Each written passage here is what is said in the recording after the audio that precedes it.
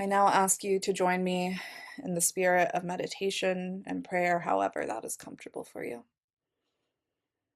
God of many names, one of them being love, we are here together in this moment, a moment that is full of sorrow, of anger, of frustration, of loss. And it is hard to be sitting in that feeling.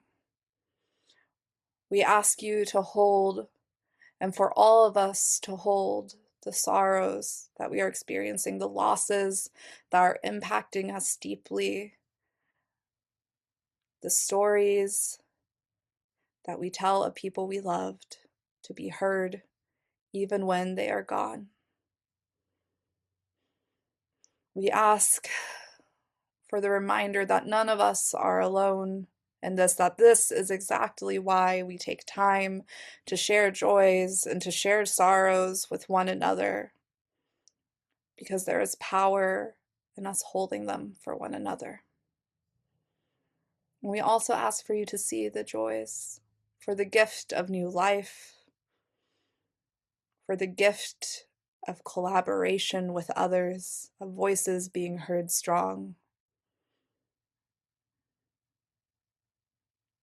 of seeing that not all is lost, that there's still hope, that we can center ourselves and the fact that there is still love out there, that there is still a possibility for a new world to be built together, that we can live into this universalist idea that has been passed down from our ancestors, our religious ancestors, that we can make heaven on earth, that we can care for one another, that we can live in the beauty of that. The world is hard, and there is no denying that. And the world is beautiful too, and there is no denying that.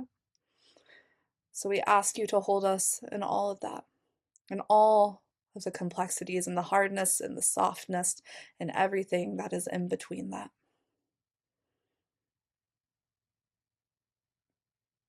Spirit of abundant love,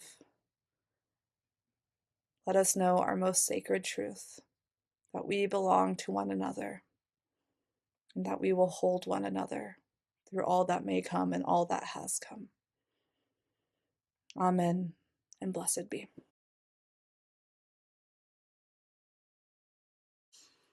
Friends, today I was supposed to preach a full sermon, and I was going to talk about comic books. In fact, in this room, I literally have a bookshelf that's exclusively comic books and how superheroes by themselves never actually save the day. That while they have specific skills, that when they try, skills that are useful, that when they try to do things alone without community, things actually do not tend to work out. And how that is true in real life too. If snow comes, we go on Zoom. The world has yet another heartbreaking event, and what we need, what I know I need more than anything, is a moment for prayer, for music, for holding one another in this moment. So let's skip super far ahead in my sermon, and you can skip my analysis of DC and how much I enjoy Batman comics to a non-fictional world, to reality, to what people are experiencing right now on the ground in Minneapolis. Minneapolis is a city experiencing repression like no other. And that has only become more and more clear to me after I spent 2 days there. Folks are scared for their neighbors. They're scared for themselves. And despite that fear, they are not backing down. They continue to observe, to blow whistles to signal ICE is present, to deliver groceries to neighbors because so many neighbors are too scared to go to the grocery store these days, to drive kids places so that their neighbors can stay in their houses for a little more safety, to protest, to hold one another, and know that sacred, sacred truth. We belong to one another. One morning, while we were gathering, one of the organizers was running late, and not because they didn't plan well or because they couldn't find their keys or it was so cold their car didn't want to start, which is a regular occurrence I have learned in Minnesota. They were late, and excuse me if I cry, but I will say weeping in these times is an appropriate thing. They were late because they had to deliver breast milk to a 3-month-old baby whose mother had been abducted by ICE. A 3-month-old baby who was separated from their mother, who did not have access to food because of it. And so she had to go and deliver breast milk so that baby could eat, so that baby could be cared for. And it is one of the most devastating things I have heard, to imagine a child separated from their parents so young because of those acting with cruelty in their heart. And I know that that child is not an exception, but a constant that is happening to many, many folks. And it kind of makes your heart want to break, right? It makes a person want to just break down and weep and not know how to go forward. But the kids are exactly why folks keep going, why they don't back down. Because they want them to know a world that is not like the one we are currently living in. It is why an entire city shut down. Minneapolis was a ghost town until it was time to march together. Folks stayed in their home, restaurants, stores, and more closed down. The schools closed down, right? The entire city. The only places that were really open were either immigrant-owned and often giving their money back to their community, or mega corporations who do not care, right? And the people didn't come out until it was time to be together in frigid temperatures where your eyebrows are freezing, you have ice on your eyelashes, everything is cold.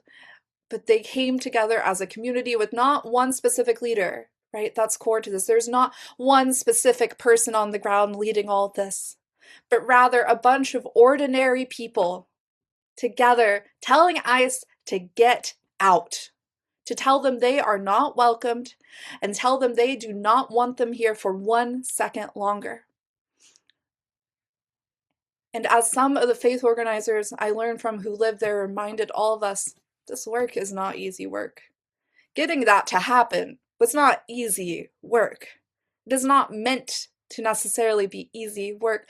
Fighting repression is hard and exhausting and cannot be done alone, or else you will burn out. It requires working with people that there are disagreements with, that you might not align with perfectly politically in all your religious beliefs or in many other ways, who can be incredibly different than you, but you agree on something core. You agree on something true, and so you can push that on to the side, because working across many folks is what's important in this moment, not perfect allegiance. So the something true that they hold on to is what ICE is doing is unacceptable, and that it requires going beyond symbolic actions, but doing direct actions, actions that disrupt, like closing down a city for a full day, but also actions that take care of one another, like delivering groceries to folks scared to go to the grocery store, like singing together, like praying together. And it requires tapping into your resources and knowing where you hold power. If you look it up, there's something called pillars of power, and different people are in different spheres, right? It requires resilience, and it requires changing the hearts and loyalties of folks who hold power where we do not. And it is long work. It is ongoing, and we will need all the creativity we can get, because those in power, those who are repressing and harming people, are also getting creative. But here's the thing. One of our speakers, an Indigenous man who lives in Minnesota, said something that I will be thinking about for a while, which is if generational trauma is real, which we have studies showing it does, so is generational resilience. Right? Hear that again. If generational trauma is real, so is generational resilience. And resilience doesn't mean we don't weep, because tears are constantly being shed these days. We cry and it has power. It means we still feel that the world has not hardened us so much that we think this is normal.